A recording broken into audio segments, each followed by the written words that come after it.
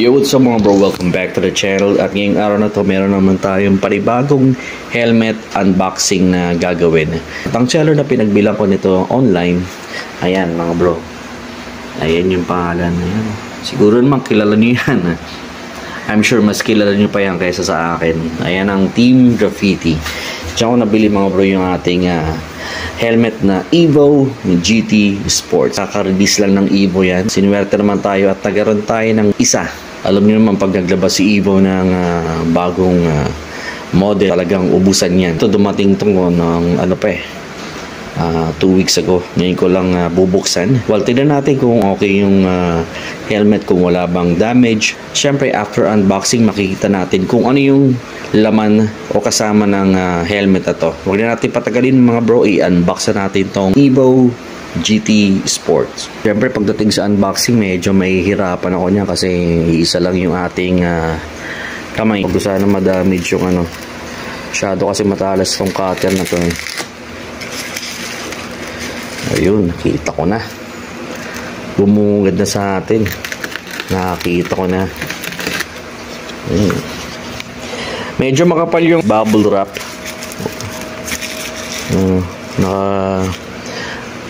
Nakadalawang layer naman. Kaya I'm sure na walang damage itong ating helmet na in-order dito sa Team Graffiti. Yan. O, kita nyo na agad, GT Sport. Evo. GT Sport. Yan. Tandaan ba masira?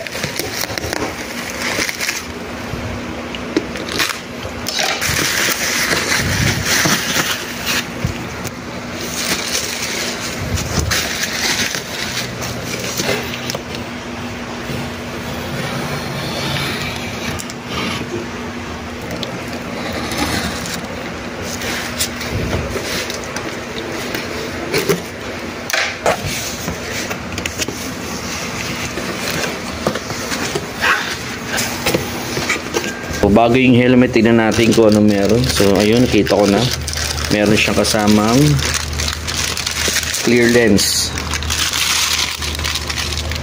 Ayan, Evo. Okay, ito may napansin ako agad dito sa kanyang helmet bag.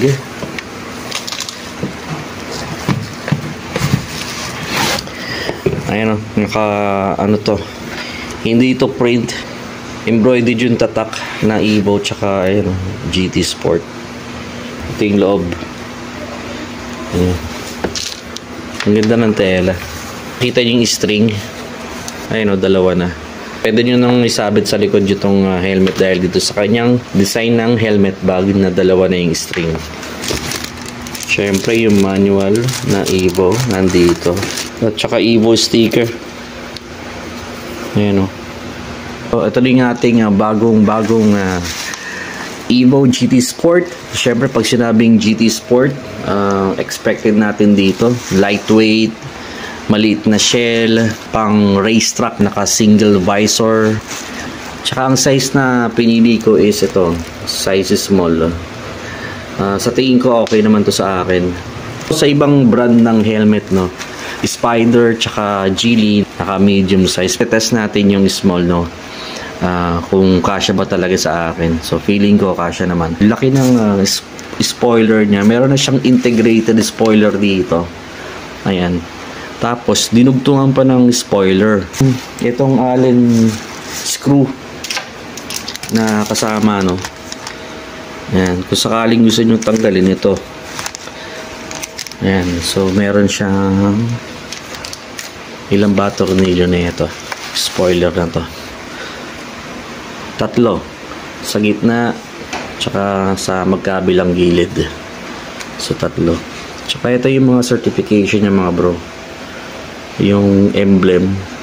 Ang liit lang niya pero ayun o, dagdag detalye dito sa helmet. Yung kulay ng ating napili, gloss black. Ayan. Magta-try naman ako ng gloss kasi yung previous helmets ko puro matte. Pag tumagal kasi, lalo na kapag ka nagasgas, ang pangit, nakitang-kita talaga. At saka ito, gusto ko naman yung medyo shiny, no? Papalit naman tayo ng taste ngayon at ng brand. Try naman natin yung iba kasi dati nakafocus lang ako sa isang brand. Ito yung aking first Evo helmet. So, meron siyang air vents dito sa dalawa sa taas. Tapos isa sa baba. Single visor na rin to. Which I prefer na single visor kasi nga isa sa mga nagpapalaki ng shell yung dual visor. Tsaka yung isang design ng helmet yung modular.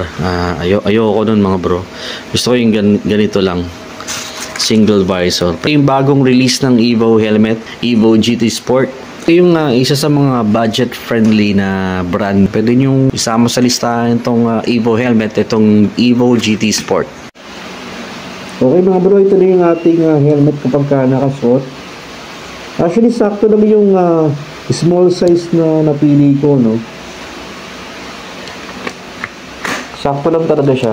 So, nakakahinga pa naman ako. Yan siya. Yung itsura ng ating helmet kapag nakasuot sa atin. Hindi naman siya malaki, sakto lang. Tapos napakagaan nga niya. Single visor, pwedeng gamitin sa racetrack.